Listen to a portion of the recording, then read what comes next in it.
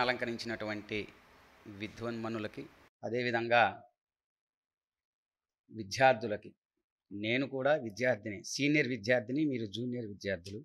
నేను ముందు బెంచ్లో కూర్చున్నా, మీరు వెనక బెంచ్లో కూర్చున్నా, మన మధ్య డిఫరెన్స్ అదే. కాబట్టి మీకు కూడా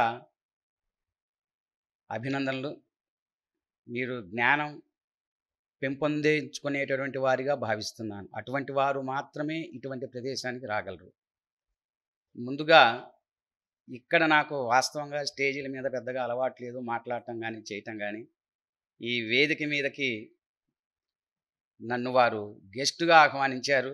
నేను విద్యార్థినిగా అని చెప్పేసి భావించుకుంటూ నాకు తెలిసినటువంటి 2 మంచి మాటలు చెప్పి మీకు ఆశీర్వచనం చేసి విరమిస్తాను. స్కిల్ డెవలప్మెంట్స్, ఈ పర్సనాలిటీ డెవలప్మెంట్స్ చాలా అవసరం ఇవాళ రోజుల్లో.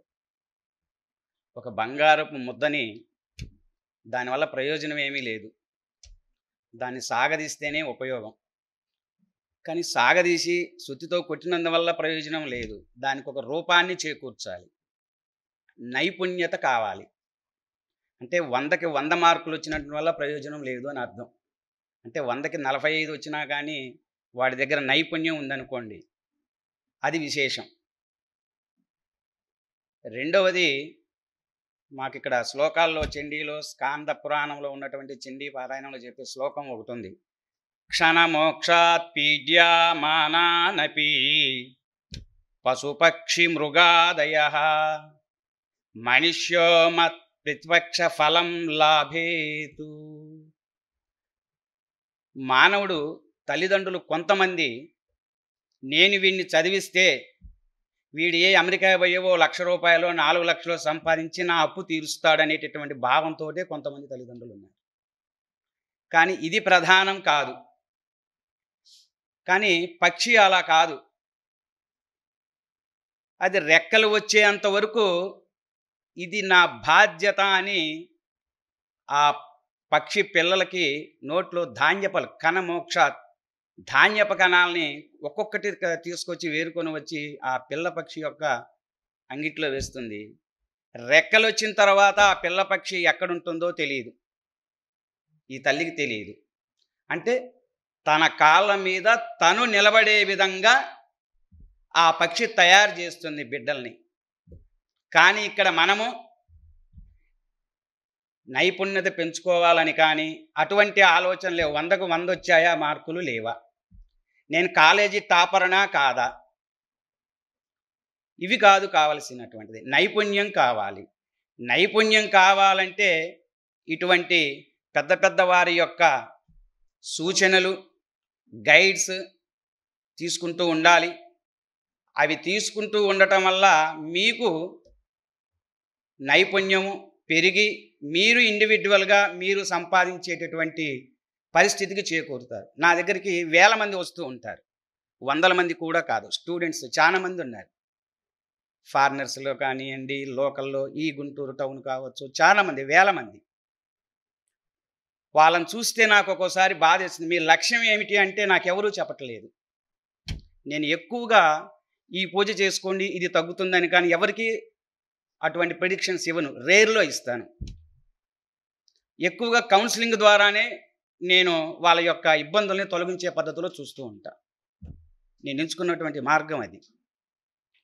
చాలామంది లక్ష్యం ఏంటంటే, ఏంటి సార్ బీటెక్ చదవాలి, అమెరికాలో ఎంఎస్ చేయాలి, డబ్బు సంపాదిస్తాం, తర్వాత ఏం చేస్తావురా, మా నాన్న పోషిస్తానండి, తర్వాత ఏం చేస్తావురా, సుఖంగా ఉంటానండి, తర్వాత ఏం పెళ్లి చేసుకుంటానండి, ఇంతే. ఇదా కావాల్సింది? లక్ష్యం అంటే ఇదా? ఏమిటి లక్ష్యం అంటే? ఒక్కరు చెప్పట్లేదు నాకు లక్ష్యం అంటే. మీలో ఎవరైనా ఒక్కరు చెప్పగలరా అడుగుతున్నాను, ఏమనుకోవద్దు. ఎవరికైనా ఒక లక్ష్యం ఉంటే, లక్ష్యం ఉన్న వ్యక్తి లేచి ఒక్కసారి చెప్పండి, నేను సంతోషిస్తాను. చెప్పగలరా? ప్రశ్న అడుగుతున్నాను అనుకోదు, ఇది ప్రశ్న కాదు, చెప్పాను దాన్ని. నేను విద్యార్థిగా అడుగుతున్నా, నేను కూడా సీనియర్ విద్యార్థిగా అడుగుతున్నా. ఒక్కరు ఎవరైనా మీ లక్ష్యం ఏంటి? చదువుకుంటున్నారు కదా, మీరేం చేయాలని? డబ్బు సంపాదించాలని? ఎందుకు చదువుకుంటున్నారు? పర్లా చెప్పండి, ఆ మైక్ ఇచ్చేసేయండి.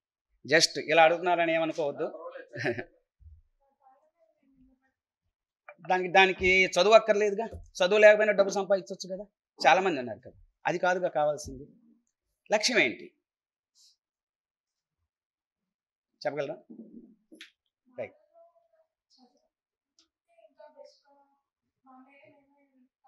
అది రైటే. మీ మీద మీరు నిలబెట్టడం కోసం చదువు కాదు, నా దృష్టిలో అది కాదు.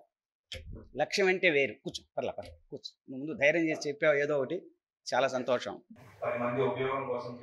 రైట్, బాగుంది, బాగుంది, రైట్, చాలా సంతోషం, చాలా సంతోషం.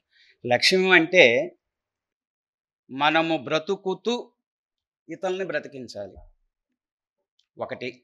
అదొకటే కాదు. లక్ష్యం అంటే ఒక సాధించాలి. ఏం చెయ్యాలి మనం మానవ జన్మ ఎత్తిన తర్వాత మనమంటూ ఏంటి? ఇప్పుడు ధనం అనేది పారపని చేసేవాడు చేస్తాడు, కూలివాడు. వాడు గెనం చెక్కినట్టు మనం చెక్కలేం, కానీ వాడు దాంట్లో నిపుణుడే, వాడు గొప్పవాడే. మనమే కాదు చదువుకొని ఎంటెక్ చేసిన వాళ్ళు మనం గొప్పవాళ్ళం కాదు. మనం ఎంటెక్ చదివినా ఆ పని మనం చేయలేం. కాబట్టి అందులో వాడు నిపుణుడే. చిన్నప్పుడు పిల్లల్ని అడుగుతున్నప్పుడు ట్యూషన్స్లో 5వ తరగతి 6వ తరగతి పిల్లవాడిని వాడు చెప్తాడు, నువ్వేమవుతావు అనుకుంటున్నావురా అంటే, నేను ఎస్ఐని అవ్వాలనుకుంటున్నానండి అంటాడు. ఎందుకురా అని అడిగితే వాడిని, సార్ మా ఇంటి దగ్గర పక్కన అన్యాయంగా ఎటువంటి తప్పు చేయకుండా ఉన్నటువంటి వాడిని అనవసరంగా తీసుకెళ్ళి కొట్టి జైల్లో వేశారు సార్. నేను అటువంటి అన్యాయాన్ని నిరోధించడం కోసం చదవాలి సార్. సంపాదన ఇటు కూడా ఏదో రకంగా సంపాదిస్తాను, బట్ అందుకు చేయాలి. నా లక్ష్యం ఇదండి, నేను ఇది ఎస్ఐ అందుకు అవ్వాలనుకుంటున్నానండి పోలీస్ శాఖలో అన్నాడు. అట్లానే లాయర్, ఒక్కొక్కడు ఎవరు ఏది ఇష్టం, ఒకడు బిజినెస్ అని, ఇట్లా రకరకాలు. అందుకని లక్ష్యం లేకపోతే గమ్యం ఉండదు. లక్ష్యం లేకపోతే గమ్యం ఉండదు. కాబట్టి అటువంటి లక్ష్యాన్ని మీలో కూడా లక్ష్యాన్ని ఏర్పరచుకొని, మనకి అదృష్టం ఏంటంటే వెంకట్ గారు ఇటువంటి ప్రోగ్రామ్స్ కండక్ట్ చేయటం అనేది, వారి గురించి ఎంత చెప్పినా ఈ సభలో వారి స్థానంలో వారిని నేను పొగిడితే నన్ను పిలిపించుకొని పొగిడిచ్చారనుకుంటారని వారి గురించి నేను చెప్పలేకపోతున్నాను. వారి తపన చాలా ఉంది. దాదాపు కొన్ని దేశాలకి, యూనివర్సిటీలకి సజెషన్స్, అక్కడికి ప్రోగ్రామ్స్ ఇస్తూ ఉంటారు వారు. అటువంటి వారు ఈ ప్రాంతంలో ఉండి వారు మీ అందరికీ కూడా ఇటువంటి జ్ఞానాన్ని, పిల్లల యూత్ భవిష్యత్ అంతా కూడా మీ చేతుల్లోనే ఉంది. మీరే రేపొద్దున సమాజాన్ని బాగు చేయాలి అంటే మీరు గనక లక్ష్యం ఉన్నదంటే మీరు సమాజాన్ని బాగు చేస్తారు. మీకు లక్ష్యం లేకపోతే మాత్రం కోట్లు సంపాదిస్తారు, సమాజాన్ని మాత్రం బాగు చేయలేరు. ఆఫీసులో లంచం తీసుకుంటున్నారు, వాళ్ళు తీసుకుంటున్నారు అని చెప్పి మనం చెప్పటం వరకే. కానీ రోడ్డు మీద ఒక వస్తువు, షాప్లో వస్తువు కొనుక్కోవాలి, రోడ్డు మీద బైక్ అంతే పెడతాము, తీసుకెళ్ళి వెంటనే తేవచ్చులని షాప్లోంచి తీసుకొచ్చుకుంటాం. కానీ ఒక్క నిమిషంలో వెళ్ళొచ్చేదైనా సరే ఇది దారికి మనం అడ్డంగా ఉండకూడదు, ఇది తప్పు అని మీలో ఎంతమంది దాన్ని పక్కకు ప్లేస్లో పెట్టుకొని షాప్లోకి వెళ్ళి వస్తున్నారు ఒక నిమిషం అయినా? కానీ మనమంటూ ఈ సమాజానికి ఏం చేస్తున్నాం? సమాజానికి సేవ చేస్తూ మనం బతకాలి. ప్రత్యేకంగా భగవంతునికి పూజలేం చెయ్యక్కర్లా. పరమేశ్వరుడు చెబుతుంది కూడా అదే, మానవ సేవే మాధవ సేవ అన్నాడు.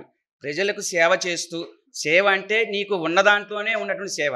కాబట్టి ఇటువంటి నైపుణ్యాన్ని, ఇటువంటి పెద్ద పెద్ద వారి దగ్గర సూచనలు తీసుకొని ఇందులో మీరు మంచి ఉజ్వల భవిష్యత్తు పొందాలని కోరుకుంటూ ఒక చిన్న ఆశీర్వాదం ఇస్తూ నేను సెలవు తీసుకుంటున్నాను.